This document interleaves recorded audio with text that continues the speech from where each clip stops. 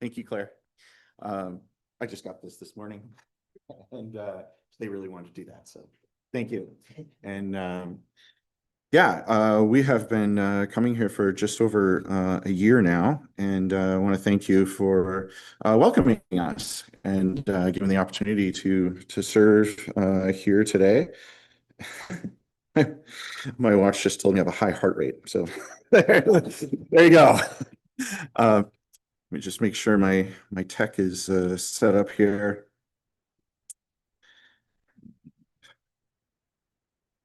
That should make it good. There we are.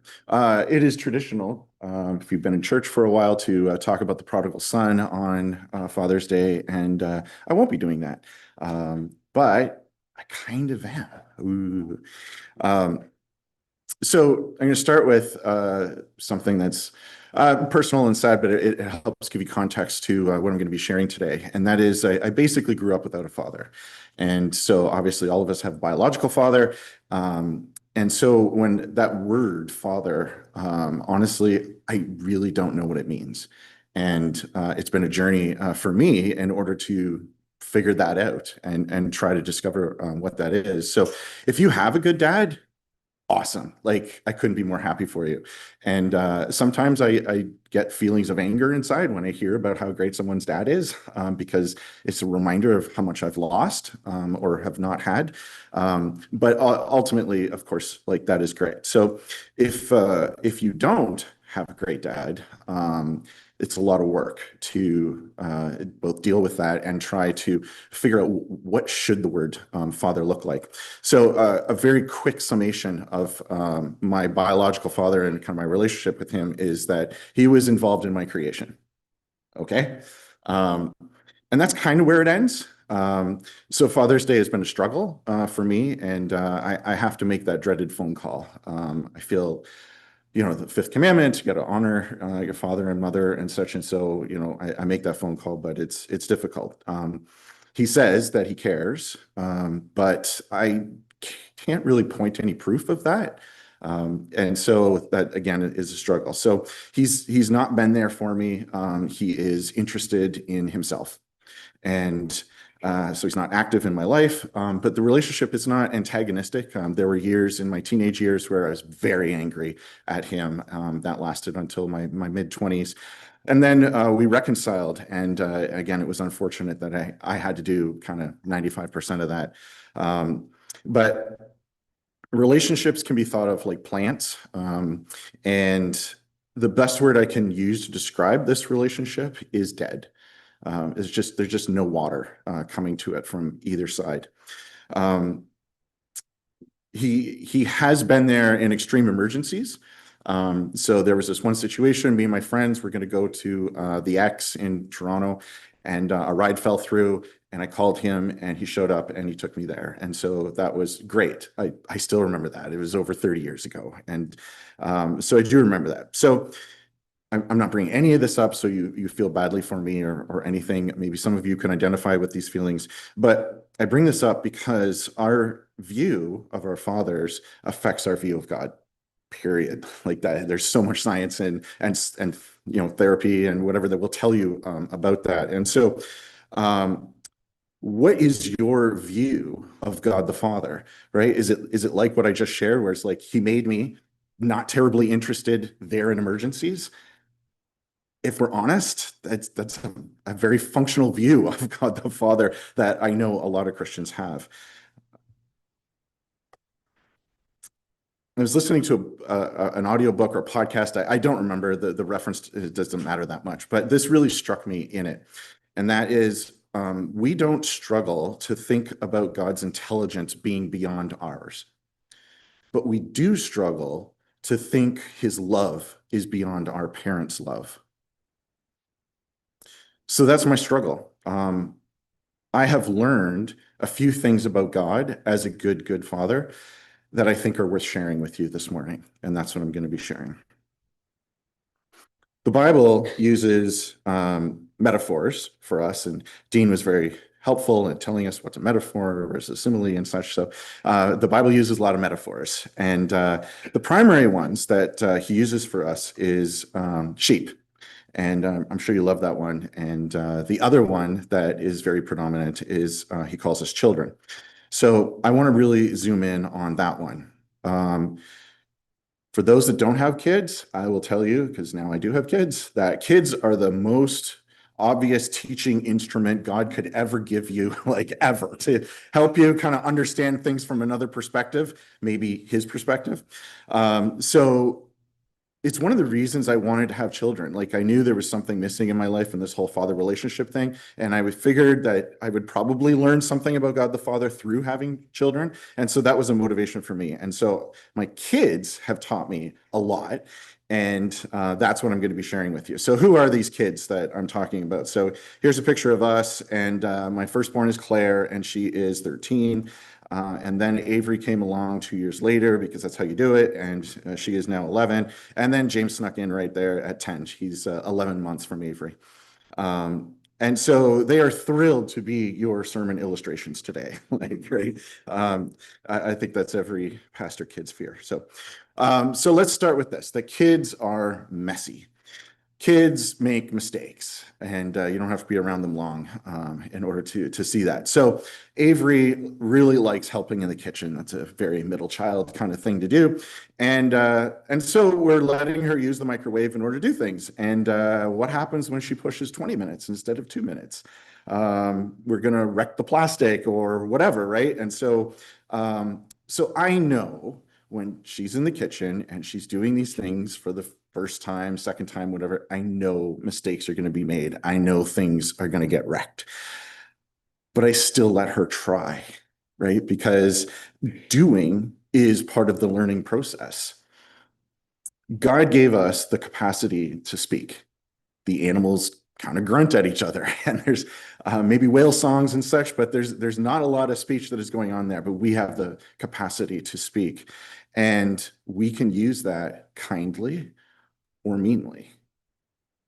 God knows that with this speech, we're going to hurt people and wreck stuff, but it's part of the maturing process to be able to try it out. So I hit the song on Spotify, and it struck me more so the title than the actual song, which was "So It's Your First Time on Earth Too."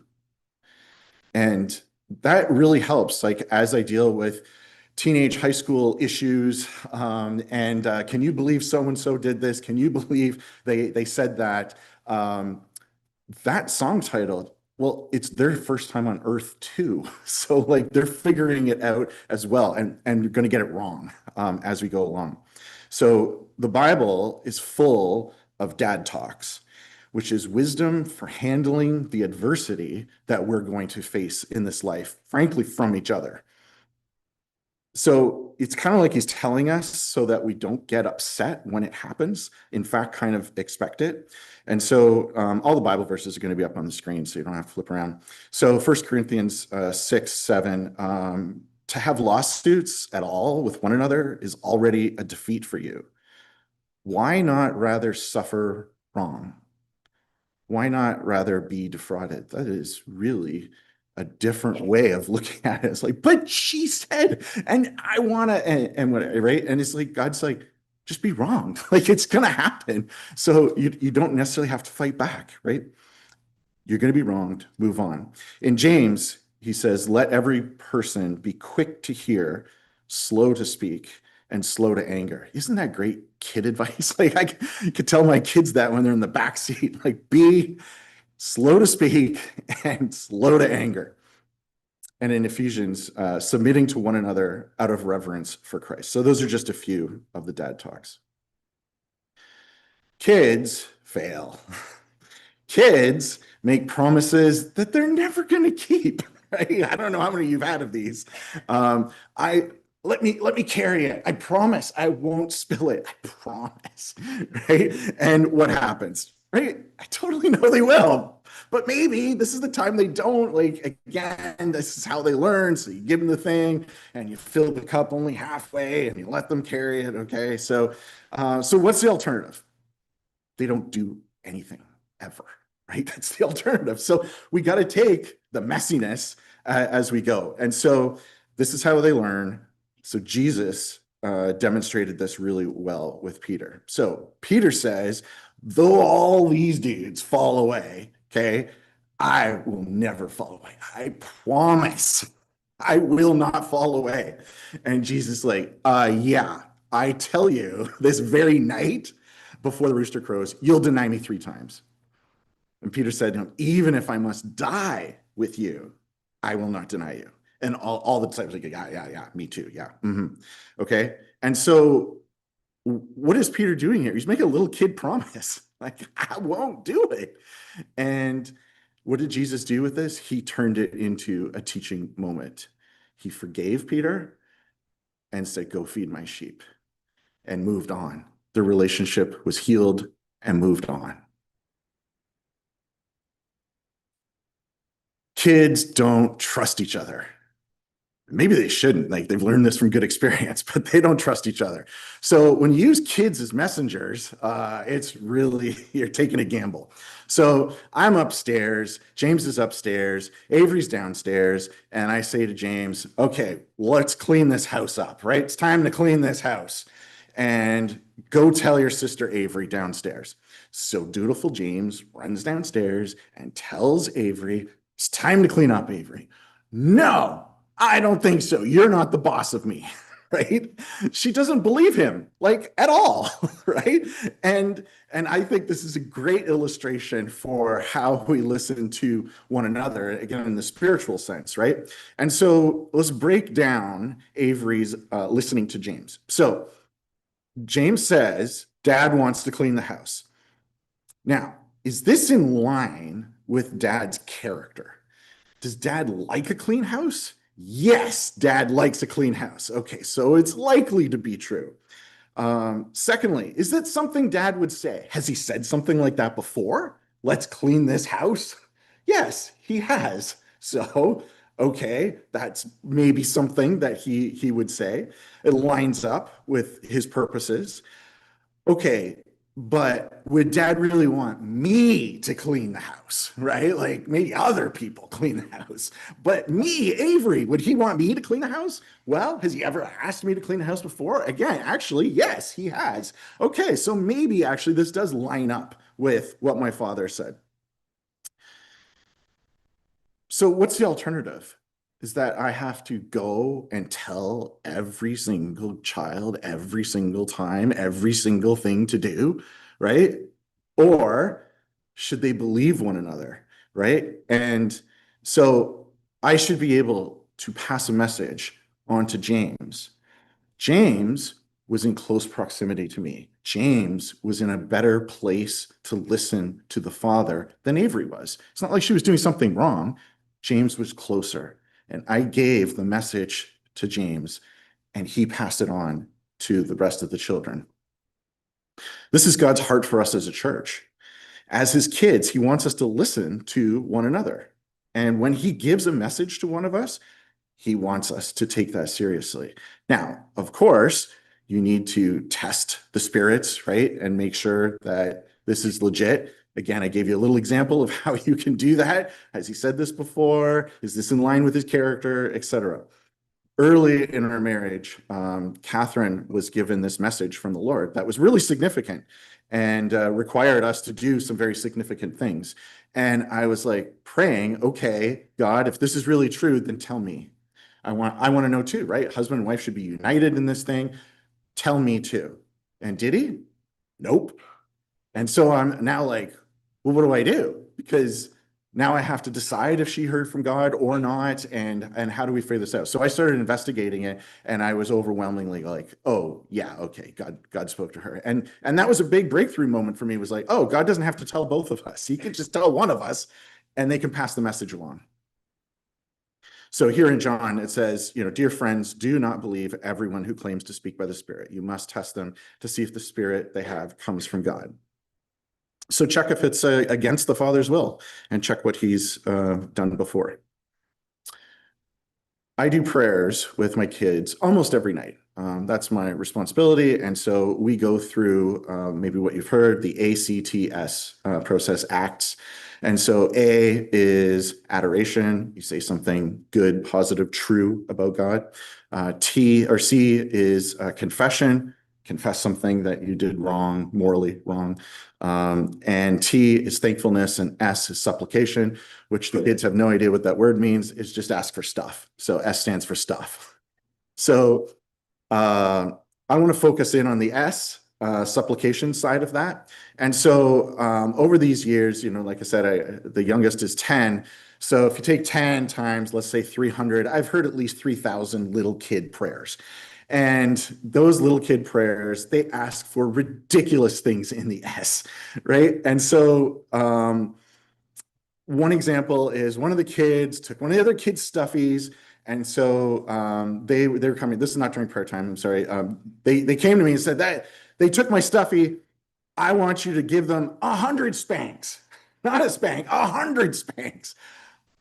What's the extra 99 spanks? Oh, they're gonna learn. They're really gonna know not to take my stuffy. That's that 100 spanks. That's what we need, right? Or a timeout for a year. These are things they come to me where like, oh, she dropped my milk, like 100-year timeout, right? And so for the tiniest of infractions that happen in our home, they want huge punishments to occur on who others, right? Not themselves. Like, no, I need grace, but the others, they got to get it. So I listen to them. I don't do what they ask, like at all. But I understand what they're saying, which is, I've been wronged. I want some sense of justice. It's not okay what just happened to me. It's not okay. And so I can take that and turn it into something. And we have this. And this is what Jesus said, or well, sorry, this is what Romans said about it. So likewise, the Spirit helps us in our weakness, for we do not know what to pray for as we ought. But the Spirit himself intercedes for us with groanings too deep for words. There's someone in between us translating 100 spanks into, I would like some justice here, or at least some healing of this pain. Like I said, I've heard a lot of little kid prayer supplications. And the number one, by far, of all the things they have ever asked God for is 1,000 guinea pigs. It's I just, yeah, they love guinea pigs. They are so cute and fluffy. This is their goal. James wants to wake up in the morning. He has an IKEA bed. He's high up, so he wants to get down the ladder and step onto guinea pigs and have them kind of crowd surf him to the kitchen to get his breakfast. That is what he prays for each night, is that number of guinea pigs. So does he want it? Absolutely, he wants this. There is no doubt in my mind or his mind that he wants this. Is it good for him? No, it's not good for any of us. Okay, so wants it and not good for them. If my kids were in charge of the pocketbook, all of our money would go towards these three things: toys, tacos, and ice cream. That to them is pretty much life: toys, tacos, and ice cream. And if I'm honest, it's kind of how I spend the money too. Okay, so how often do my petitions and your petitions to God fall into toys, tacos, and ice cream? And how many times is God saying, yeah, that's never going to happen? Another thing that I've learned from the kids is they have no sense of time, no clue. James is at this time 4, and he's really sad because his fire truck batteries ran out. He can't hit that button and annoy us anymore. So I've learned a dad secret for new dads. You can solve most of your little kids' problems with 2 things: super glue and fresh batteries. So that got me through the first 3 to 4 years. Now it becomes much harder. I've seen that. And I'm sure it gets even worse. Okay, so his batteries are out. So we take apart the fire truck and take the batteries out. I put them in the charger thing. I plug it in, and he's staring at it. Are they done yet? I'm like, no, like it takes a while in order for this to happen. And he's like, how long? And I said, at least an hour. He has no clue what an hour is. And then I'm like, okay, it's going to take a long time. He has no idea what a long time is. And finally, I say, after lunch. Okay, the batteries will be ready after lunch. And now he kind of gets it. He's like, I don't know when lunch is, but I know that that's a concrete thing that I can look forward to. And then the batteries will be ready right after lunch. So precision in time as a dad is kind of meaningless. It doesn't work with the kids. So we have to use event-based time. First this, then that. If you look at how the Bible's written, that's exactly the kind of timing it uses. First this, then that, and then this. We've been waiting a long time for this second coming, right?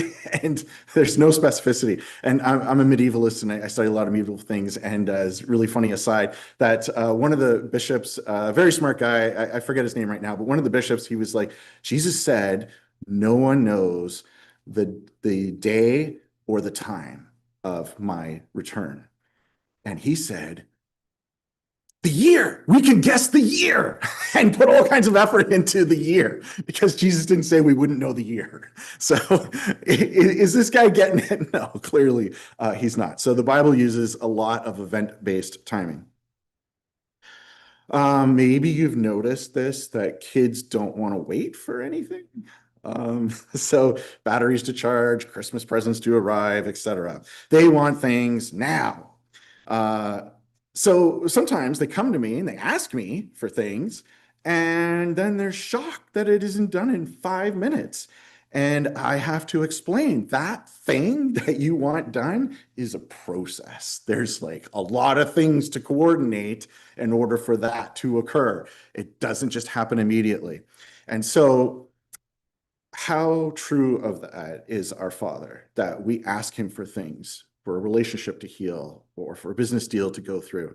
There's a lot of moving pieces and I want the things immediately, of course, but there's a lot of moving pieces he has to work with in order to coordinate it. And when you wait upon the Lord for him to do those things, it can be really special and amazing. I can't believe it all came together at this moment in so many ways.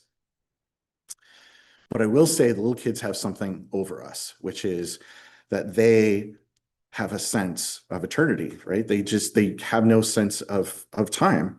So they have all the time in the world to do things. They're building a blanket fort. They think they have years to build the blanket fort. It is so elaborate and it goes on forever. And the first step is, of course, to gather every blanket in the home and then to build the blanket fort, right? But they don't realize that suddenly it's lunch or you have a dancing lesson or whatever it happens to be. And they're like, oh, I ran out of time for this thing.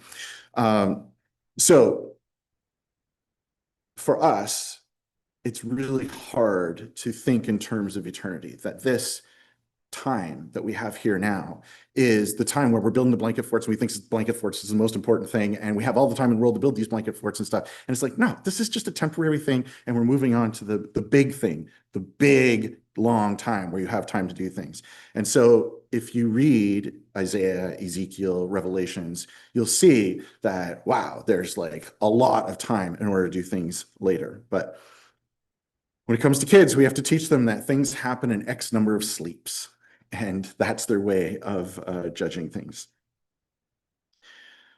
The next thing, I call it training. I'm going to talk about discipline and punishment, but there's a reason that I don't say punishment, and it's because it's training. We train our kids, and God is training us as well. And so the first thing is, when it comes to kids, it's repetition over and over and over again. I have to tell them to flush the toilet, to brush their teeth.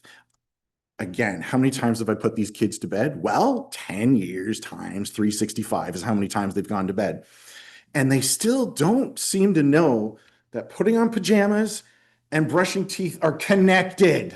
They're the same thing. They're like, oh, well, you never told me to brush my teeth. And so it's like, ah. So I spend a lot of time repeating myself, and God spends a lot of time repeating himself. Have you seen the prophets? The prophets are dad fed up. and just saying, why didn't you do what I told you to do? Malachi is just one example. Why aren't you bringing the offerings in like you're supposed to? Right? So, punishment. I want to give good things to my kids. Things like having a cousin over for a sleepover, but they misbehave. They do things wrong. They break the rules, etc. Okay. And so I sometimes say, I love you enough to punish you, right? Like it's not okay, this behavior. It's not okay now. It's not okay for future you. When I lay down that punishment, I then do everything I can to have them succeed. When we have to enact it, like no sleepover, we're sad too, right? Like the whole family doesn't get to have that cousin over, and so not just the kid, right? So in a sense, the home or the world is a little bit darker because of that misbehavior. And so God is sad in the world when we misbehave because there's these good things that he's like, yeah, you're not ready. We can't do that. I can't do that right after you did this. So the really sad news is that we mostly learn from pain. A lot of psychology and science behind that. We do not learn from pleasure. We learn from pain. I work in video games. I consult in video games. There's a lot of psychology around this. And I can tell you that the player, when they're playing a video game, responds to their character being injured more so than getting a treasure chest or something else in the game. So we, as video game designers, we do place in rewards, but not as much as we put in the painful points where you can hurt your character. So in Hebrews 12, it says, for the moment, all discipline seems painful rather than pleasant. But later, it yields the peaceful fruit of righteousness to those who have been trained by it. If you're training someone, Olympian, professional football player, whatever, if you're training someone, you follow a customized plan, right? Like the caloric intake or the particular exercises or the stretches is specific to that person. It's not a blanket thing. Everybody should do this. Okay. So we customize the discipline out of love so that this is the best thing for you now as we grow. Israel was a bad kid. Okay. You can read Kings and Chronicles. Israel was a bad kid. And God gave them a 70-year exile. And it was kind of good for them because after that 70 years of being in Babylon and such, that before that exile, they really struggled with idolatry all the time. That's all you read is that they had an Asherah pole and they had Baal and they had these calves and they had these extra altars and whatever. Just you go through the 10 Commandments and it's every single one. Tick, tick, tick, tick, tick. They broke it, right? And they come back from the exile. And what are they? Fierce monotheists. No other gods ever of any kind. We don't see them struggling with that anymore. And that's the moment Jesus shows up. Surprise! The Godhead has multiple parts. Once the polytheism's gone, then the next part can come out and say, actually, there's this Trinity and such, right? But he had to get rid of the polytheism first.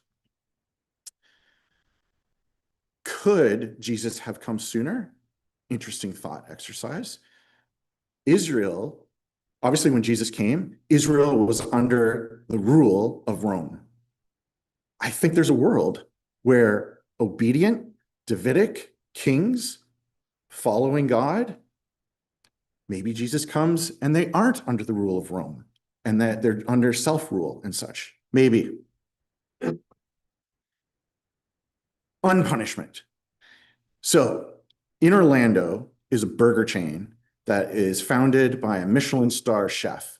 The Michelin star chef was fed up with what life is like. If any of you watched The Bear, if she's fed up with how life is in fine dining and all the work in the kitchen and everything. She's like, we're killing ourselves. This is terrible. I'm going to go make burgers. And she makes the best burgers that I've ever had. Okay. So the place is called Adler's. I love it. It's called Adler's in Orlando. So I had a pastor friend take me there. I'm like, this is so fantastic. I love this. What do I want to do? I want to share it with my son. So I go to James. I'm like, hey, we're going to go and we're going to share this food together. And then he did something really rotten that afternoon. And I'm like, I can't take him out for these burgers, whatever, after what he's just done. And James, we're not going to Adler's. Can't have the burger. Now I don't get the burger too, and that sucks. But James, we're not going to Adler's. And I tell you, the rest of that day, I'm trying to find ways for him to succeed, to get the Adler burger back, right? If there's some great thing that he can do, maybe for one of the other kids or for me around the house, if he grabbed a mop and started mopping the whole thing, I'd be like, maybe let's put these burger things back on the menu, right? And so I'm looking for ways for him to succeed. And I think that's the way God the Father is with us as well. The Father does punish. We see that in situations like in Kings, again, in Chronicles. But he's looking for ways to not punish. And so God gets this bad rap, Old Testament, fire and brimstone. He wants to punish everybody and such. That's not accurate. Okay, let's look at this with Jezebel and the killing of Naboth. So if you don't know the story, Ahab, worst king ever, right? And it says, this guy's worse than all the other bad kings put together. This guy's awful. And he murders somebody. What does he murder him for? To get some more land. King has lots of land, really like this land, kills the guy, gets the land.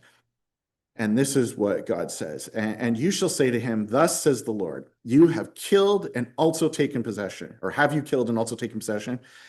And you shall say to him, thus says the Lord, in the place where dogs licked up the blood of Naboth, shall dogs lick your own blood. And when Ahab heard these words, he tore his clothes and put sackcloth on his flesh. That's a really itchy, very uncomfortable thing. So he puts that on and fasted and lay in sackcloth and went about dejectedly. And the word of the Lord came to Elijah the Tishbite and saying, have you seen how Ahab has humbled himself before me? Because he has humbled himself before me, I will not bring the disaster in his days, but in his son's days, I will bring disaster upon his. Wait, what? This guy murdered. He's the worst king ever. And God's like, yeah, I'm going to give you another chance on this. Okay. So this Ahab, this is the guy who was at Mount Carmel. I used to think it was Caramel, but Mount Carmel. And he saw the fire come down. He saw that God was superior to Baal and all the things that they were worshiping.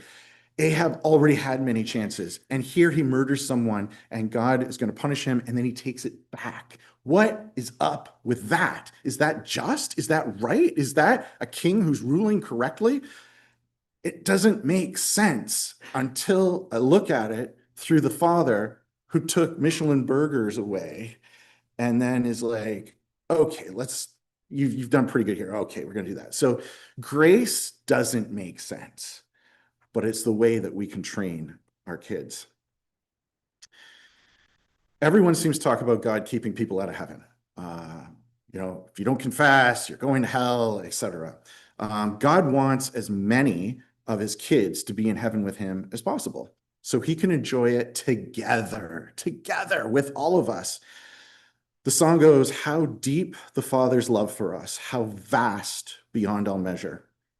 How much more is our Father's love for us than my love for my son and Michelin star burgers, right? We can see that in John 3:16. For God so loved the world, or his kids, he gave his one and only son so that everyone who believes in him will not perish, but have eternal life.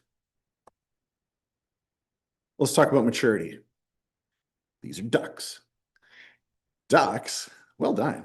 A baby duck becomes self-sufficient in 8 to 10 weeks.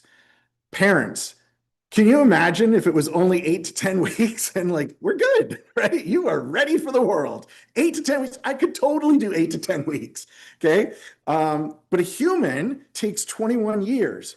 Some humans a little longer than that, but 21 years. Okay. And we're talking about full development of the prefrontal cortex and such. So that is a long, big commitment, 21 years. Okay, in business, we have startups, especially in startups, and we have this term for the kind of unpaid work that you put in just to get the thing going and get this thing off the ground so that it can kind of sustain itself. And it's called sweat equity. Okay, so you get sweat equity. So 21 years is a lot of sweat equity in these kiddos. And older parents, are you ever really done? Are you done? No, you're never really done. Okay, so it goes way beyond the 21 years. So maybe there's a message here. God's trying to tell us that we're never really done maturing. There's always a way that he can teach us more. So what's the goal in parenting? If you ask the culture, it's avoidance of pain and avoidance of sorrow. Full stop. Parents will do anything and fight you really hard so their kids can avoid pain and sorrow. But really, is avoidance of pain really the goal? In the 7 Habits of Highly Effective People, it talks about beginning with the end in mind. He didn't invent that. God begins with the end in mind. And I'm halfway through the 21 years. So there's a lot more for me to, of course, learn. But what does success look like when we hit this 21-year point? Treat each other well and find their calling. Okay? And solve problems on their own. Having them solve problems on their own is the best for child development and self-worth. It's huge. If you do everything for the kid, they will not have any self-worth. They have to do the things. So I had a kid doing a chore, and they asked why they had to do it. And my answer was, I could do everything for you, but I won't, because then you'll get all the benefits, right? And none of the growth. This is how God is. He could write that sermon. He could deliver that casserole. He could heal that wound. He could solve that financial dilemma. Why does he let these difficult things happen? In preparation for our eventual trip to Mars, they create biospheres. And biospheres are people locked in to a small ecological biome, and they try to grow their own food and breathe their own oxygen and everything, and not have anything outside of it. See if we can pull it off on Mars. So in Biosphere 2, they had a jungle section. And in that jungle section, they had jungle trees, and the jungle trees sprouted, and because there's no bugs, pests, anything like that, the things grew up real fast and real great and real straight. And then they fell over. They couldn't figure it out. They're like, is there something wrong with the seeds? We didn't genetically modify them. Like, what is going on? Soil's okay. Soil's deep enough. All those things. You know what they were missing? Wind. They were missing wind. Trees need wind. The kind of wind that makes them almost fall over makes them deepen and strengthen the roots. If you don't have wind in your child or in your life, you won't deepen and grow those roots, and you will fall over like the jungle trees.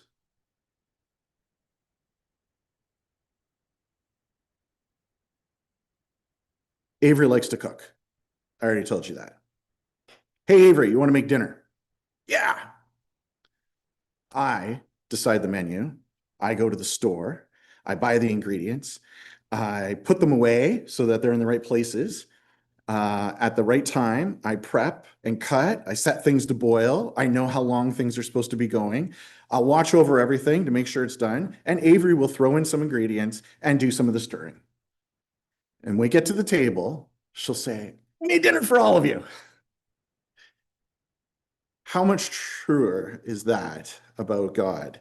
He is the God who made the world and everything in it. He himself gives life and breath to everything, and he satisfies every need. How many times do I take credit for doing something like I built that house or completed that degree, I won that big contract, etc., when really God had prepped all this stuff, and I'm just taking credit for throwing a few ingredients in and maybe stirring? As you know, my kids like guinea pigs. We have guinea pigs. And when you get the family pet, what do the kids do?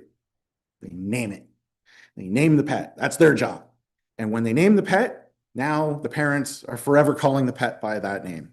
And we're pretty familiar with that. And I think it's an example of God's loving kindness as a father. So in Genesis 2, now out of the ground, the Lord had formed every beast of the field and every bird of the heavens and brought them to the man to see what he would call them. And whatever the man called every living creature, that was its name. Adam got to name the family pets. And I like to think of this picture that it's all a bunch of like baby animals and he's, naming each one of them. It's a super cute scenario.